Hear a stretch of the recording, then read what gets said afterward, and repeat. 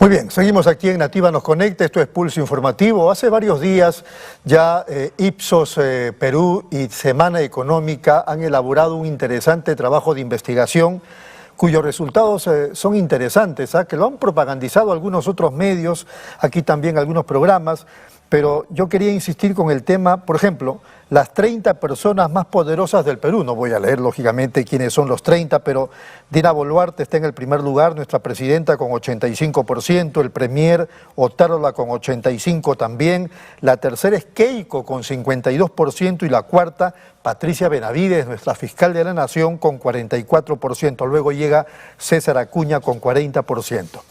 ¿Quiénes son las personas que más influyen en las decisiones de la presidenta Boluarte?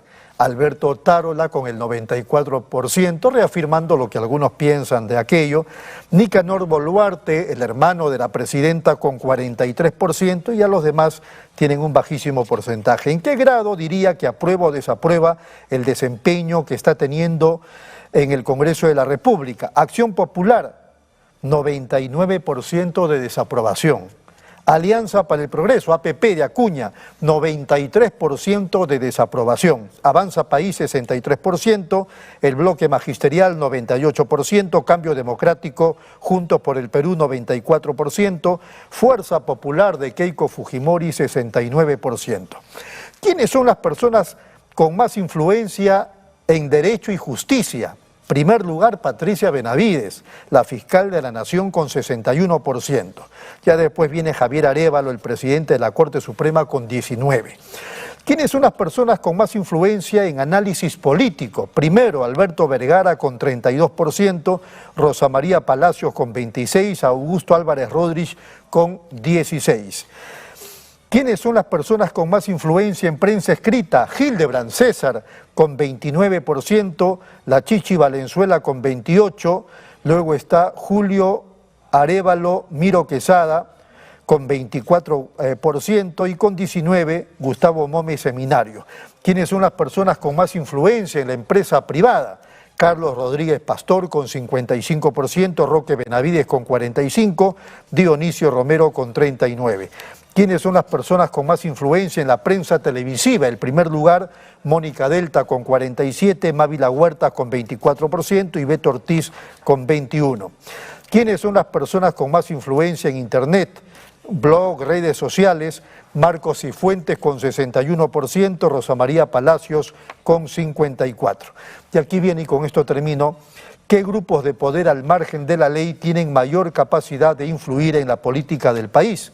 El narcotráfico con 95%, prácticamente el 100%, en segundo lugar la minería ilegal con 91%.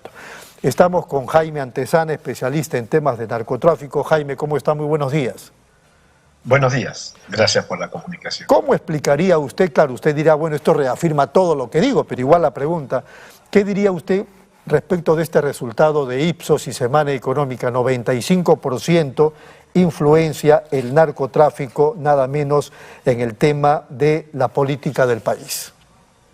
Bueno, yo voy a sostener una tesis.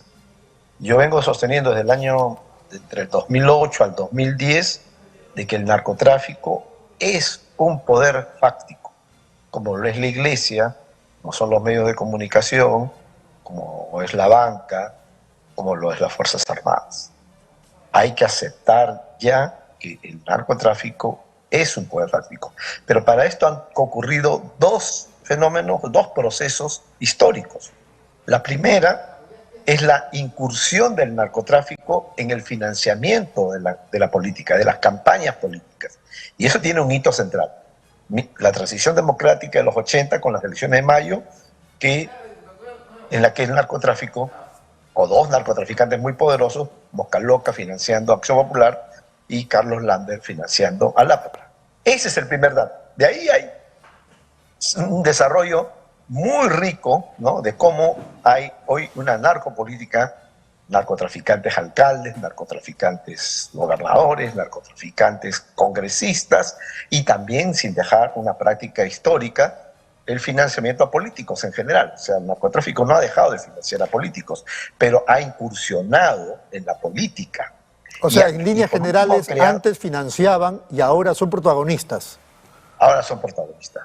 Y es más, no solo han avanzado en eso, sino han cooptado y han creado organizaciones políticas, ¿no? Si quieres las menciono, porque es importante que el país sepa cuáles son los partidos que hoy encarnan el narcotráfico y también otras actividades delictivas. Lo van a Fuerza meter Popular, preso, pero igual le digo, a ver, ¿cuáles son?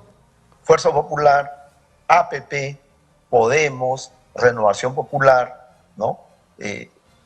Básicamente. ¿Qué información maneja usted para decir semejante cosa? Bueno, yo he investigado el origen del dinero de los clanes más poderosos que están ahí, ¿no? Larga investigación desde el 2006 hasta que me cerraron el pico, es decir, que ya no pude hablar sobre estos temas porque evidentemente estos temas son controvertidos, es un poder fáctico, controla mucho, tiene poder. Pero ahí el segundo cambio, y ahí viene el segundo cambio muy importante que se produce entre finales de los 90 y este siglo, es que lo que fermentó entre los 80 y 90 es que en este siglo ha cuajado una narcoburguesía muy poderosa, que forma parte de los grupos económicos y de los gremios empresariales. Están dentro y fuera de estos gremios. Por eso está el 95% pues, de la opinión pública que piensa que es el grupo, ¿no? Poder, yo diría, criminal más influyente de la política y de la economía. Una encuesta anterior, 2014, también dijo lo mismo, con 80 y tantos %, que era el grupo de poder criminal más influyente de la política y de la economía. Acá han soslayado la parte económica, ¿no? Y también en la encuesta misma han soslayado la corrupción. Se pasa del narcotráfico del 95% a minería ilegal 91%. ¿Y la corrupción? ¿No? ¿Y la corrupción dónde queda? No, pues, o sea, la corrupción es otra de las grandes matrices de la criminalidad organizada en el Perú, ¿no? Quizás la más antigua. Después viene el narcotráfico. Y la minería ilegal es de estos tiempos, ¿no? De estos tiempos. El narcotráfico tiene ya un siglo en el Perú, ¿no? La corrupción es histórica, viene desde la colonia. Así es. E incluso antes, ¿no? Entonces, es importante esta encuesta en ese sentido de que revela algo que ni los analistas, ni los científicos sociales, ni los periodistas se atreven a decir, ¿no? Brevemente.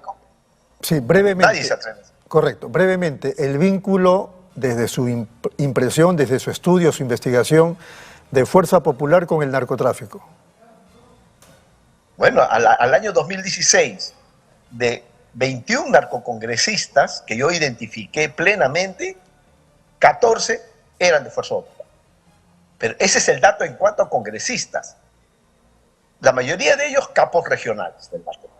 Capos muy poderosos, claro, con el ropaje empresarial, ¿no? Por supuesto. No son narcos, no tienen un letrero, son empresarios, ¿no? ¿Puede dar algunos nombres de esos 14? No puedo dar ningún nombre, pero ¿qué quieres? Que me sigan querellando. No, usted dice que voy a hablar, voy a decir y, o sea... Yo voy a decir lo que estoy diciendo, ¿no? Por supuesto. Y además, todas las firmas, las más importantes firmas del narcotráfico, Odebrecht es una migaja, ¿no? El narcotráfico financió las campañas 2011, 2016 y obviamente las del 2021. ¿Por qué no se investiga? ¿A quiénes financió? Fuerza Popular, APP, Podemos Perú, Renovación Popular, y la corrupción financió a Perú Libre. Pero el narcotráfico es hablar pues de nadie, o sea, ¿quiénes específicamente financiaron o qué grupos o qué capos, usando sus términos, financiaron a Fuerza Popular el 2011, el 2016, el 2021? Uno de ellos, Eteco, ¿no? El clan Eteco, muy poderoso, ¿no? El clan cobrador del cobrador de combi, ¿no? El clan Oyuquito, ¿no? No vamos a ir más lejos. Es que esta era del narcotráfico, a diferencia de los 80, 90, en que los narcos tenían nombre y apellido y sus alias respectivos, ¿no? Tenías El Padrino, tenías a Lunarejo, tenías a Vaticano, Cacique Rivera, etc. Hoy el narcotráfico, como ha pasado a la política y se ha blanqueado social y políticamente, entonces no hay nombres, no hay nombres. ¿Cómo decirlo? ¿No? Si son la decencia andando, ¿no? Uno puede ver en esta encuesta que hay alguien que puso su plata para aparecer en varios cuadros. Es clarísimo, ¿no? Nadie le hace una cosa muy especial sobre un político en particular. Nos queda un minuto. ¿Y en APP, cuál es el vínculo de APP con el tráfico de las drogas? Uy, eso viene desde la década del 70, cuando se vincularon a miembros del clan Sánchez Paredes, ¿no? Y se metieron al negocio de la droga. Y en ese negocio continuó toda la prosapia posterior. Pero eso fue antes, pues ahora... No, continuó a lo largo. El cargamento más importante que la historia del Perú tiene registrado, que son 6,9 toneladas de clorhidrato de cocaína, Huanchaco, pertenece a ese clan. En realidad son varios clanes, no es uno solo. No. Bueno, es muy poderoso, estos mueven toneladas, señor. Estos no mueven kilos. Jaime, nos queda un minuto. Estamos hablando de narcotráfico, si no tendríamos pues 100.000 hectáreas. 900 toneladas de clorhidrato de cocaína. ¿Dónde va eso? ¿Qué? ¿El mochilero es el dueño? ¿Caracol era capo? No, pues el narcotráfico es muy poderoso, está en el mundo de la agroexportación, en las narcouniversidades, muy bien. Está en el mundo de las gaseosas, está en el mundo de la línea aérea, continúa desde Moscaloca, después Lunarejo, continúa hasta hoy, ¿no? Se mueve en todos los niveles de la economía. Es tan poderoso como los grupos económicos que vienen de origen legal, por decirlo, ¿no? Es tan poderoso, tan grande. No sé si han leído el último informe sobre la naviera, una de las navieras donde se encontró 20 toneladas de cocaína en los Estados Unidos.